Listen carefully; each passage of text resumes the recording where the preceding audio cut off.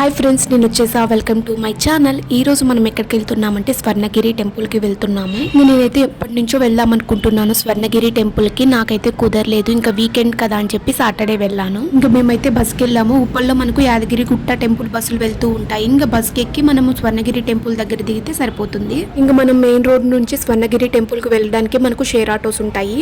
ఇంకా మేమైతే 10కి ఉప్పల్లో స్టార్ట్ అయ్యాము. 11:30 కల్లా మేము స్వర్ణగిరి టెంపుల్కి రీచ్ అయిపోయాము. ఇంకా నాకైతే స్వర్ణగిరి టెంపుల్ వ్యూ అయితే చాలా బాగా నచ్చింది. ఇంకా మనకు ఎంట్రన్స్ లోనే వెంకటేశ్వర స్వామి పాదాలు చాలా పెద్దగా ఉంటాయి. ఇంకా మనం మెట్లెక్కేటప్పుడు మనకు దశావతారాలు కనిపిస్తాయి. మేమైతే మెట్లెక్కేసి పైకి వెళ్ళిపోయాము. ఫోన్స్ టెంపుల్లోకి అలో ఉండదు. మేమైతే ఫోన్స్ లాకర్లో పెట్టి క్యూలోకి వెళ్ళాము. ఇంకా మనం క్యూలోకి వెళ్లే ముందు అమ్మాయిలు లూజ్ హెయిర్ వేసుకుంటే ఒప్పుకోరు, కంపల్సరీగా జడ వేసుకోమని చెప్తారు. ఇంకోటి మ్యాండేటరీగా చున్నీ ఉండాలి. ఇంకా మేము సాటర్డే వెళ్ళాం కాబట్టి 2 hours టైం పట్టింది మాకు దర్శనానికి. ఇంకా మాకు దర్శనం అయితే చాలా బాగా అయింది.